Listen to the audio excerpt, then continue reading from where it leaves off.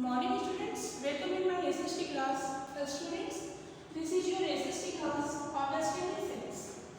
तो स्टूडेंट्स आज मैं आप लोगों को SST में हिस्ट्री का चैप्टर 10 स्टार्ट करने जा रहे हूँ, जिस चैप्टर का नेम है कॉन्टेक्ट विद डिस्टेंट लैंड, जिसमें आप लोग को संगम एज के बारे में पढ़ना है। तो संगम एज के बारे में हिस्ट्री में इससे पहले के चैप्टर में भी आप लोग पढ़े हैं। तो आइए सबसे पहले देखते हैं कि ये संगम एज क्या है। The word Sangam means assembly of intellectual.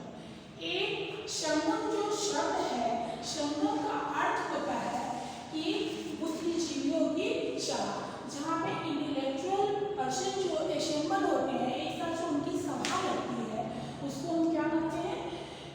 संगम बोलते हैं।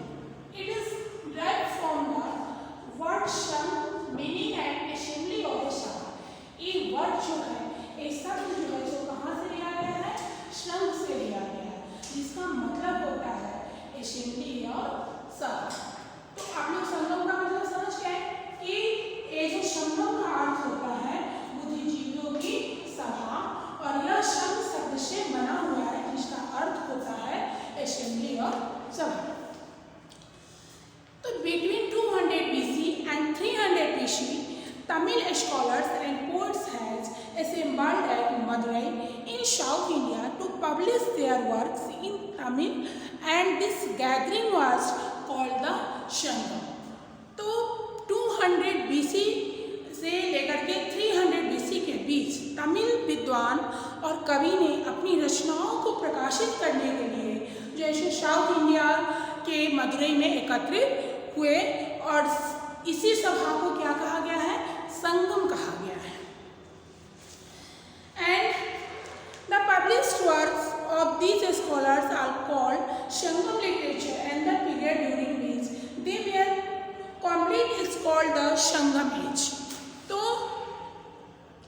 इन विद्वानों को प्रकाशित कृतियाँ, इन विद्वानों की जो प्रकाशित कृतियाँ संगम साहित्य कहलाती है, और जिस काल में इसका संकलन किया गया था, उस काल को, उस एज को जो है, तो हम संगम एज के नाम से जानते हैं। अब आप लोग यहाँ पे क्लियर हो गया कि वो जो इंटेलेक्चुअल पर्सन थे, उनके द्वारा जो प्रकाशित रचित जो कृतियाँ थी, वो संगम साहित्य कहलाती है, और वो जिस एज में उनका संकलन किया गया था उस बुक का, उसको हम संगम एज के नाम से जानते हैं। तो according to historical references, there were 3 sangams held here, and most of the poems and plays composed during the second and the third assemblies have survived. Sangam literature mostly tells us about wars, heroic deeds of kings and soldiers, and the life and culture of the Sangam age. तो ऐतिहासिक संदर्भों के अनुसार, जो historical references के अनुसार यहाँ 3 संगम हुए थे, और दूसरी और तीसरी सभा के दौरान रचित अधिकांश जो कविताएं थी वो या गाथा गीत थी, और संगम साहित्य में ज़्यादातर जो है सो युद्धों, राजाओं और सैनिकों के वीर कर्मों और संगम युग के जीवन और संस्कृति के बारे में बताता है। मीन्स ये जो संगम एज था, उसके दौरान जो कृतियाँ प्रकाशित की गई थी, उसमें ज़्यादातर जो था सो आपको युद्ध के बारे में, उन समय के राजाओं के बारे में, उन समय के सोल्जर्स के बारे में, और उसके वीर वो जो किस प्रकार से काम किए थे उसके बारे में जो है सो बताता है। सेकेंड आपका है the 3 kingdoms Tamilkam. South India was ruled by several dynasties such as the Cheras, Cholas, Pandyas and the Satavahanas. तो साउथ इंडिया में जो है जो चेर वंश, चोल वंश, पांड्याज वंश और सातवाहन जैसे कई राजवंशों का शासन था। And Sangam literature the principal ruling chiefs of the Cheras, Cholas and Pandyas as the Movendar, or the 3 crowned kings. They were considered the supreme ruling authority, and all other chiefs were subordinate to them. तो उस समय जो है तो आपको संगम साहित्य में चेरों, चोलों और पांड्यों के प्रमुख शासक को जो है सो मूवेंद्र कहा जाता था और उन्हें सर्वोच्च शासक प्राधिकारी माना जाता था। मतलब जो सुप्रीम अथॉरिटी होती थी वो जो है सो उनको माना जाता था और अन्य सभी जो प्रमुख होते थे वे किसके अधीन होते थे? वे उनके अधीन होते थे जो उनके अंडर में काम करते थे। The Movendar ruled all the areas of Tamilkam which comprised present-day Tamil Nadu and Kerala. The Tamilkam consisted of 5 geographical divisions: mountains regions, pastoral grasslands, fertile river valleys, coastal areas and desert. तो मूवेंद्र ने तमिलकम के क्षेत्रों पर शासन किया जिसमें केरल में वर्तमान तमिलनाडु शामिल है, जो अभी वर्तमान में तमिलनाडु में है वो क्षेत्र उसमें शामिल है। और तमिलकम में 5 जोग्राफिकल डिवीज़न में शामिल थे। ये तमिलकम जो था सो 5 जोग्राफिकल डिवीज़न में बटा हुआ था: mountains regions, pastoral grasslands, fertile river valleys, coastal areas and desert. Third है आपका the Cholas.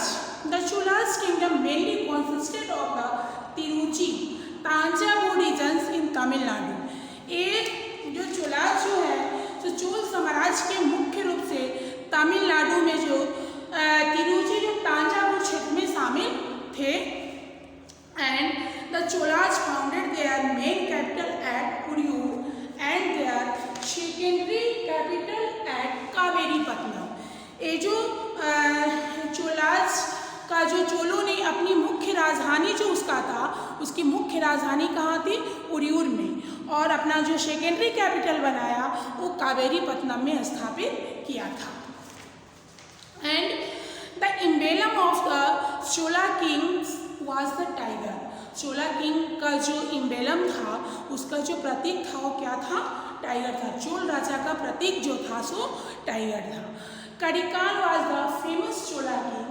Karikal means the one with the chaired leg. It is believed that the king had lost one of his legs in an accident in his early childhood.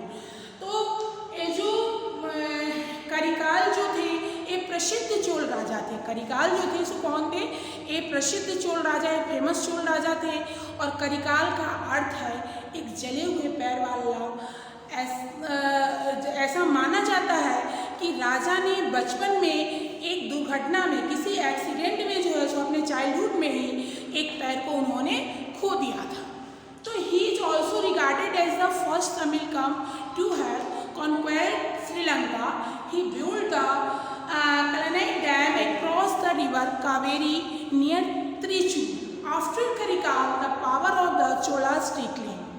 तो उन्हें श्रीलंका पर विजय प्राप्त करने वाले जो है सो पहले तमिल राजा के रूप में जाना जाता था। ये जो करिकाल थे उनको श्रीलंका पे जो है सो अपना विजय प्राप्त करने वाले पहले तमिल राजा के रूप में जाना जाता था। और उन्होंने त्रिचूर के पास कावेरी नदी पर कलनई बांध का निर्माण किया था। उन्होंने त्रिचूर नामक जगह पे जो है सो कावेरी नदी पर कलनई नामक बांध का निर्माण किया था। और करिकाल के बाद जो है सो चोल साम्राज्य की जो पावर थी वो डिक्रीज होने लगी। चोल साम्राज्य पतन की तरफ जाने लगा। आपका थर्ड नंबर है the Cheras. The Cheras were also called Kerala putra, ruled over the region of present day Kerala and parts of Tamil Nadu. तो चेरो के जो केरल पुत्र भी कहा जाता है। चेराज को जो है सो केरला पुत्र के नाम से भी जानते थे और जो वर्तमान केरल के क्षेत्र और तमिलनाडु के कुछ हिस्सों पे शासन करते थे। And in Sangam literature the word Chera means hill country and the Chera Kings where called the Kings of the slum. प्रारंभिक जो आपको संगम साहित्य में चेरा शब्द का जो अर्थ है, संगम साहित्य में जो है सो चेरा शब्द का क्या अर्थ है? हिल कंट्री। यानी कि संगम साहित्य में जो है तो आपको चेरा शब्द का अर्थ है हिल कंट्री यानी कि पहाड़ी देश। तो और चेरा राजाओं को किंग ऑफ स्लम भी कहा जाता था। was उथियान चेरालाथन। चेर वंश का जो प्रथम राजा था, पहला राजा था, उसका नाम क्या था? ये चेर वंश का जो पहला राजा था उसका नाम था उथियान चेरालाथन। ये थोड़ा सा साउथ इंडियन नेम है इसीलिए ऐसा है। And the early Cheras control the Kongu region and they have good trade relations with the Greeks and Romans. ये जो आपको प्रारंभिक चेरों ने कॉन्गो क्षेत्र पर नियंत्रित किया और उनको जो है सो ग्रीक और रोमन्स के साथ जो है सो अच्छे व्यापारिक संबंध थे। And they founded their capital eight Karur located on the banks of the river Amravati. उन्होंने जो है सो अमरावती नदी के तट पर स्थित करूर में अपनी राजधानी की स्थापना की। And the Tamil epic Silappadikaram mentions that the famous Chera king Shin-Gutwan ruled from Karur। Tamil महाकाव्य में शिल्पादिकारक में उल्लेख किया गया, तमिल महाकाव्य है शिल्पादिकारक जिसमें उल्लेख किया गया है कि प्रसिद्ध चेरा राजा शेन-गुटवन ने करूर पर शासन किया था। वहाँ का महाकाव्य है जिसमें उल्लेख किया गया है कि वहाँ के जो प्रसिद्ध राजा शेन-गुटवन थे उन्होंने करूर पे शासन किया था। And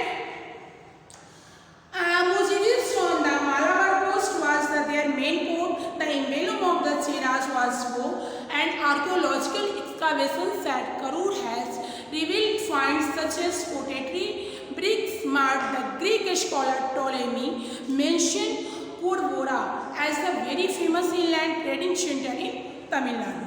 तो मालाबार तट पर मुजीरी उनका मुख्य जो पोर्ट्स था, वो जो जहाँ से जो है सो ट्रेड करते थे, व्यापार करते थे, इसके लिए जो है सो मालाबार तट पर मुजीरी उनका मुख्य पोर्ट था। और करूर में आर्कियोलॉजिकल एक्सकावेशन से जो है सो जहाँ पे उसकी खुदाई हुई तो वहाँ से मिट्टी के बहुत सारे बर्तन, ईंट जैसे कई अवशेषों का पता चला है। ग्रीक विद्वान टॉलेमी ने कोरबोरा के तमिलनाडु में एक प्रसिद्ध अंतर्देशीय व्यापार केंद्र के रूप में भी वर्णित किया है। ग्रीक के विद्वान थे जिनका नाम टॉलेमी था, उन्होंने जो है कोरबोरा को जो है तमिलनाडु में एक प्रसिद्ध अंतर्देशीय व्यापार केंद्र के रूप में भी वर्णित